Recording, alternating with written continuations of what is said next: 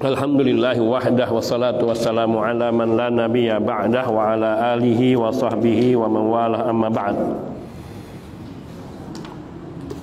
Kita akan rambungkan sedikit pembahasan di pasal ini.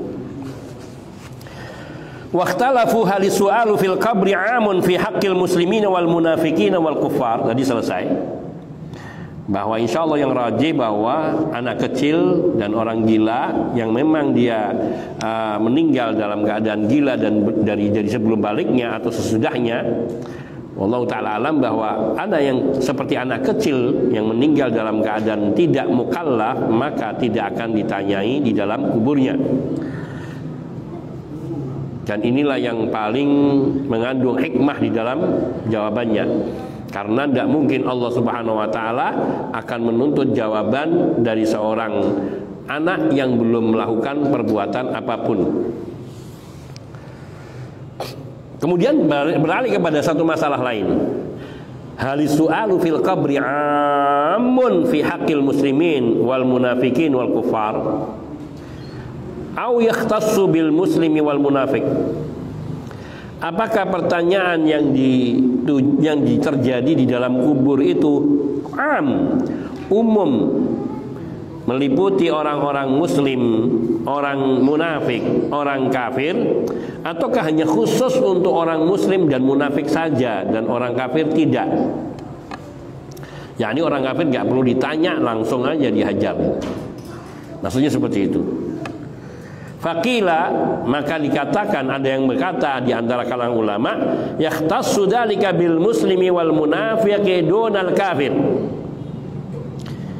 Dunal kafir al jahid al mubtil. Pertanyaan di dalam kubur atau fitnatul qabri itu khusus untuk orang muslim dan munafik.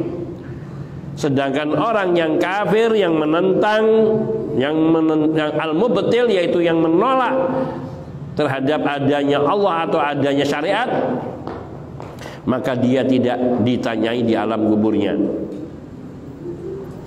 Wakila, ada juga pendapat yang kedua, as-su'alu fil qabri 'amun lil kafir wal muslim, bahwa pertanyaan di dalam kubur itu ditujukan bagi umum, orang muslim maupun orang kafir. Muslim di dalamnya adalah munafik juga. Wa hadza huwa alladhi yadullu 'alaihi alkitab was sunnah. Inilah, artinya pendapat kedua inilah yang ditunjukkan oleh Al-Qur'an dan sunnah. Secara zahir dalil-dalilnya menunjukkan ke arah itu. Wastisnaul kafir min hadza la wajha lahu, dan mengecualikan orang kafir dalam persoalan pertanyaan di alam kubur ini tidak ada satu dasar pun yang kuat yang bisa dipegangi. Wakhtalafu, mereka berselisih pendapat, halis su'alu fil qabri mukhtassun bihadil ummah au yakunu laha wa li ghairiha. Ini beralih lagi. Kalau tadi siapa yang ditanyai, dijelaskan yang ditanya adalah umum semua, orang muslim, orang kafir. Orang muslim termasuk di dalamnya orang munafik. Semua ditanya, dan inilah dalil yang kuat. Sekarang yang menjadi persoalan, halis su'alu fil qabri mukhtassun bihadil ummah au yakunu laha wa li ghairiha. Apakah pertanyaan yang dilontarkan di dalam kubur kepada orang yang mati tadi, yang umum tadi, termasuk orang mukmin, muslim, kafir, munafik, itu hanya khusus untuk umat Nabi Muhammad sallallahu alaihi wasallam saja, atau juga untuk umat Nabi dan umat-umat sebelum Nabi Muhammad sallallahu alaihi wasallam, artinya umat para nabi sebelum Nabi? Inilah yang akan kita bahas, yaitu terdapat 3 pendapat dalam hal ini. Al-qaulul awwal annahu khasun bihadil ummah li'anna al-umama qablana kanatir rusulu ta'tihim birrisalah. Fa idza abaw kafatir rusulu wa'tazaluhum wa'ujilu bil adab. Pendapat pertama mengatakan bahwa pertanyaan ini hanya khusus bagi umat ini. Umat-umat yang terdahulu sebelum kita tidak ditanyai. Alasannya, umat-umat terdahulu itu sebelum kita, yaitu umat para nabi sebelum Nabi Muhammad SAW, datang kepada mereka risalah dari Allah Subhanahu wa taala. Maka ketika mereka menolak, kafatir rusul wa'tazaluhum, maka para rasul sudah cukup menunaikan tugasnya, maka mereka meninggalkan umatnya dan azab untuk mereka disegerakan. Kaumnya Nuh, kaumnya Hud, kaumnya Lut, Saleh, kaumnya Syuaib, dan semua kaum para nabi alaihi wassalatu wassalam. Ketika umat-umat itu mendurhakai nabi-nabi Allah, mendustakan ayat-ayat Allah, maka Allah timpakan adab dan musnah. Maka itu sudah tidak perlu lagi ada pertanyaan. Falamma bu'itha Muhammadun sallallahu alaihi wa alihi wasallam birrahmati imaman lil khalqi kama qala ta'ala wa ma arsalnaka illa rahmatan lil alamin amsaka anhumul azaba wa utiyas sayfa hatta yadkhula fi dinil islami man dakhala li mahabbatis sayf, dan seterusnya. Maka ketika Nabi Muhammad sallallahu alaihi wasallam diutus oleh Allah dengan membawa rahmat Allah sebagai imam bagi sekalian makhluk, yaitu sekalian makhluk manusia dan jin. Sebagaimana Allah Tabaraka wa Ta'ala berfirman di dalam surat Al-Anbiya ayat 107, wa ma arsalnaka illa rahmatan lil alamin, dan sekali-kali tidaklah kami mengutusmu wahai Rasul Muhammad sallallahu alaihi wasallam kecuali sebagai rahmatan lil alamin, sebagai rahmat dari Allah untuk sekalian alam. Maka ketika Nabi diutus sallallahu alaihi wasallam, amsaka anhumul azab, Allah menahan siksa dari umat ini. Apa ada yang ditimpa musibah? Ada, namun tidak membinasakan seluruh mereka yang kufur. Iya kan? Masih ada orang-orang yang kafir dibiarkan hidup di zaman ini. Dan masih begitu banyaknya, padahal mereka telah durhaka kepada Rasulullah sallallahu alaihi wasallam. Memang ada sebagian yang mereka Allah timpakan, namun Allah masih memberikan kesempatan bagi yang mereka tidak terlibat secara langsung. Atau kadang mereka yang juga ada yang berdurhaka kepada Allah juga, yang Allah beri waktu sampai masa tertentu. Wa utiyas sayfa, dan Nabi sallallahu alaihi wasallam diberi pedang. Hatta yadkhula fi dinil Islam man dakhala limahabatis sayfi, sehingga ada yang masuk ke dalam agama Islam ini, yaitu orang-orang yang masuk karena kehebatan pedang kaum muslimin. Bagaimana para pejuang kaum muslimin dengan tanpa gentar mereka menghadapi musuh-musuhnya, karena mereka ingin meraih kesyahidan dan kemenangan untuk agama Allah, bukan untuk kemenangan pribadi. Orang-orang kafir berperang, mereka untuk menyelamatkan komunitasnya, menyelamatkan asetnya, menyelamatkan negerinya. Tapi kaum muslimin berperang untuk menundukkan manusia agar mereka hanya menyembah Allah Azza wa Jalla dan menginginkan kemuliaan Islam, li'i'la'i kalimatillah, litakuna kalimatullah hiyal ulya, yaitu orang yang berjihad, yang menghendaki kalimat Allah agar yang tertinggi. Sehingga perintah Allah dalam Al-Quran, perangilah orang-orang kafir, liyakuna dinu kulluhu lillah, sehingga agama di muka bumi ini adalah milik Allah. Tsumma yarsakhul iman fi qalbi, pertama kali masuk Islam karena takut pedang. Namun ketika sudah sampai ilmu, disampaikan ilmu kepada mereka, maka iman itu masuk ke dalam hatinya. Fa umhilu, oleh karena itu Allah menangguhkan siksaan kepada mereka. Fa min thamma dhahara amrun nifaq, oleh karena itu muncul kemunafikan di tengah-tengah umat. Wa kanu yusirrunal kufra wa yu'linunal iman, yaitu mereka orang-orang yang menyembunyikan kekafiran mereka di dalam hati, di dalam dada, dan mereka menyatakan diri mereka sebagai orang-orang yang beriman. Wa minan nasi may yaqulu amanna billahi wa bil yaumil akhir wa ma hum bimu'minin. Di antara manusia itu ada yang mengatakan kami beriman kepada Allah, kami beriman kepada hari akhir, akan tapi sejatinya mereka itu tidak beriman sama sekali. Fakanu bainal muslimina fi sitrin, mereka berada di tengah kaum muslimin tersembunyi.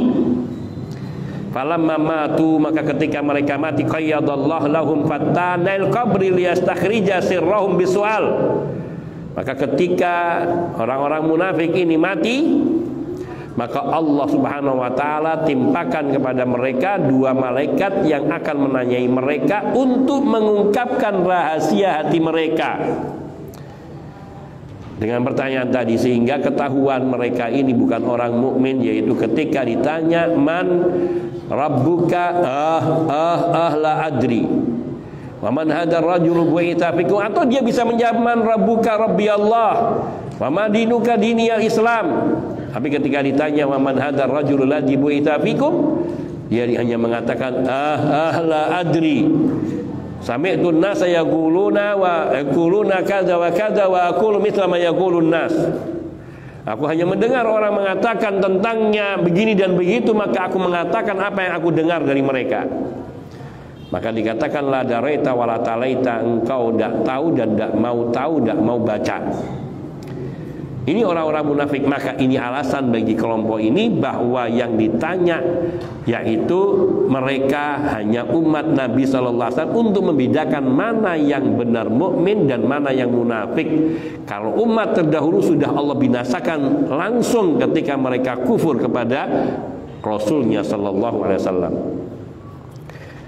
Wahtajja ahlu hadzal qaul bi qauli sallallahu alaihi wasallam, dan kelompok ini yang mengatakan bahwa umat ini saja yang akan ditanyai di alam kuburnya nanti, mereka berdalilkan, berhujjahkan dengan sabda Nabi sallallahu alaihi wasallam, inna hadhil ummata tubtala fi quburiha. Nabi bersabda, sungguhnya umat ini kelak akan diuji di dalam kuburnya.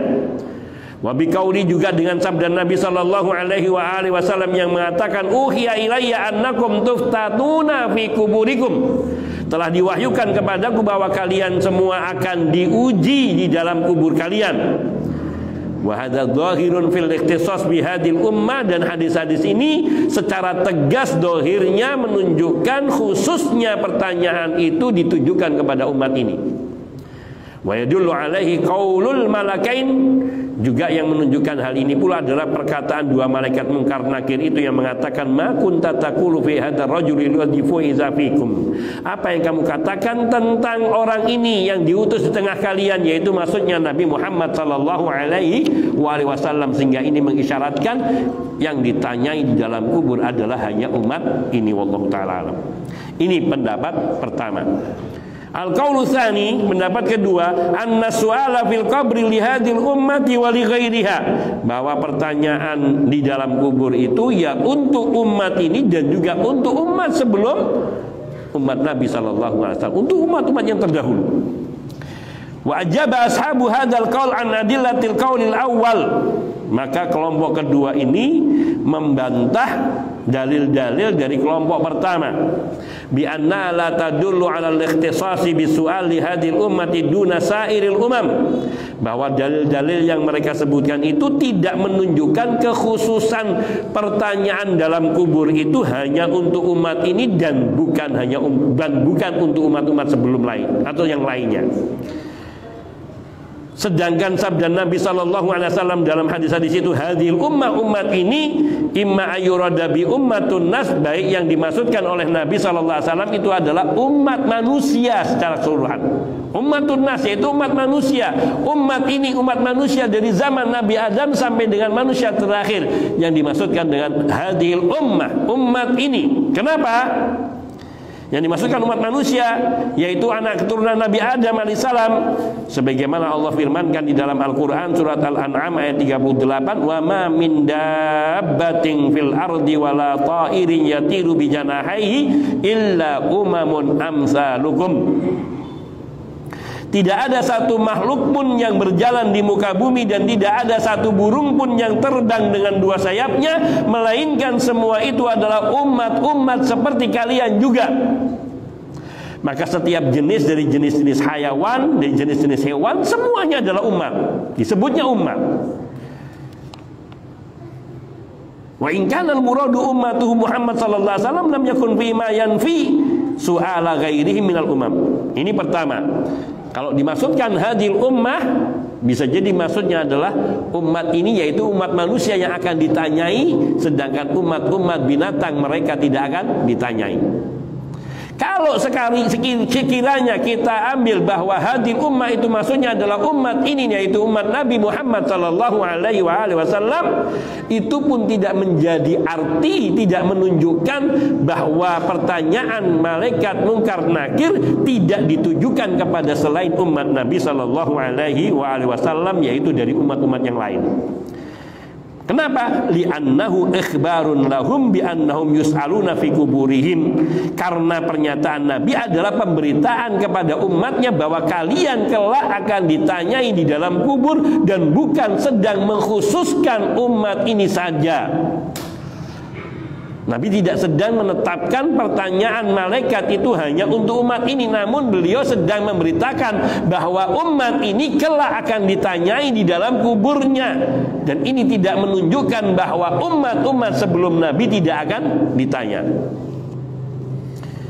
Demikian pula hadis uhiya ilayya annakum tuftanuna fi kuburikum. Demikian pula hadis Nabi yang menyebutkan sungguhnya telah diwahyukan kepadaku bahwa kalian akan diuji di dalam kubur kalian. Ini adalah mujarradu ikhbar, hanya pemberitaan dari Nabi, la yanfi su'ala ghairihim, yang tidak menafikan adanya pertanyaan malaikat mungkar dan nakir kepada umat-umat terdahulu. Ini pendapat yang kedua. Pendapat ketiga apa? Sikap at-tawakkufu fi hadil masalah, diam, nggak bisa jawab, nggak menentukan jawaban, nggak ini dan nggak itu. Di annal adillata fi dzalika muhtamalatun, karena dalil-dalil di dalam masalah ini semua mengandung kemungkinan ini dan kemungkinan itu. Walaysat qati'atan fil ikhtisas, dan tidak ada dalil yang secara tegas qat'i mengkhususkan pertanyaan ini untuk umat ini atau untuk umat sebelumnya juga termasuk. Maka mereka diam, in absentia, tidak berpendapat. Wallahu a'lam. Ini saya cukupkan, insya Allah kita lanjutkan, karena ini masih pembahasan terkait dengan pertanyaan di alam kubur atau fitnatul qabri. Nanti akan ada bagaimana bentuk pertanyaan malaikat mungkar dan nakir kepada orang yang meninggal, sebagaimana tersebut dalam hadis-hadis Nabi Sallallahu Alaihi Wasallam. Ini ada cukup panjang sebelum nanti diterangkan tentang hubungan ruh dan badan setelah kematian. Ini pembahasan-bahasan yang sangat urgen yang perlu kita ketahui sehingga kita bisa mengimani dengan secara benar. Hadza wallahu taala alam. Wa sallallahu wasallam ala nabiyina Muhammadin wa alihi wa sahbihi ajma'in walhamdulillahi rabbil alamin. Subhanakallahumma bihamdika asyhadu an la ilaha illa anta astaghfiruka wa atubu ilaik. Assalamualaikum warahmatullahi wabarakatuh.